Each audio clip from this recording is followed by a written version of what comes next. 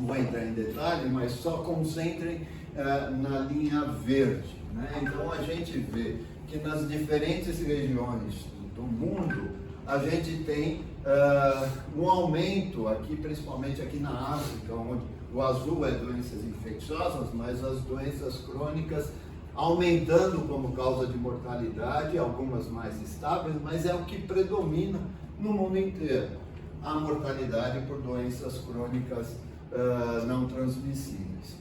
E se a gente for olhar os fatores de risco que estão envolvidos e que estão por trás dessas principais causas de mortalidade, a gente vai ver aqui que a hipertensão é a principal, mas aí a gente tem o resto que a Ana colocou: obesidade ou sobrepeso, dislipidemia, sedentarismo, diabetes. E nesse pacote, se a gente considerar, que a gente está considerando cada fator individualmente, mas quando se combina, isso incrementa maior o risco dessa mortalidade. Doença arterial coronária. Então vejam, hipertensão, a gente tem diabetes, dislipidemia, todos os fatores, obesidade, metabólicos têm um papel importante. Imagine quando isso está junto, está presente junto, como eu já mencionei para você, no nosso paciente. É lógico que tem outros fatores ambientais, psicossociais que são muito importantes. E como é que é essa integração? Hoje a gente vê mais o paciente como um conjunto, como eu falei para vocês. Então, na base da pirâmide está a doença dislipidemia, está a hipertensão, está o diabetes, além do tabagismo e outras associadas. A gente pode colocar aqui também a doença hepática. Então, eles estão nessa base da pirâmide. Isso leva a um aumento do risco, mas a partir do momento em que se desenvolve a doença, a lesão, então do lado da doença cardiovascular, a disfunção endotelial, depois doença macrovascular, chegando àquilo que a gente não quer, que é o infarto, o AVC, a insuficiência cardíaca e outros eventos, a gente chega na doença cardiovascular. E vai no mesmo paralelo, se a gente colocar, da doença renal crônica. Então, começando na mesma base, depois na lesão e evoluindo para a evolução, a redução da filtração glomerular e combinando com aquilo que a gente também não quer, que é a diálise. Eu costumo dizer, dentro daquilo que a gente discute, das iniciativas, quando a gente vai divulgar as mensagens, por que a gente não convence um paciente com doença assintomática, que são a maioria dessas situações, a hipercolesterolemia, a hipertensão, diabetes um pouquinho menos, a não se tratar, a não se cuidar, atuação mais integrada de visão deste paciente.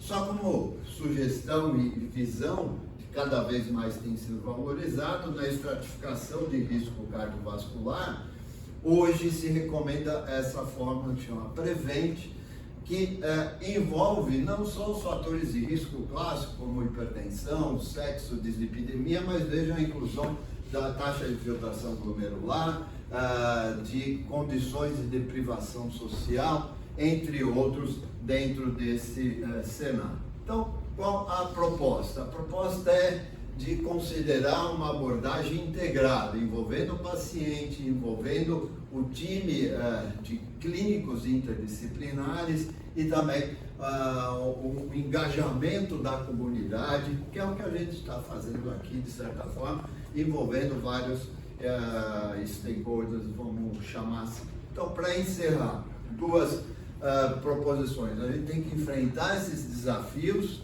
a heterogeneidade das apresentações clínicas, necessidade de estratégias para tratamento personalizado, a falta de diretrizes muito claras, específicas para essa condição, a gente tem que trabalhar nisso, e o treinamento para profissionais de saúde voltados para isso, considerar e individualizar as possibilidades de tratamento, a especificidade de cada uma dessas situações, e pesquisas contínuas, além de estudos clínicos, são necessários para a gente entender não só os mecanismos, a forma mais direta de tratar.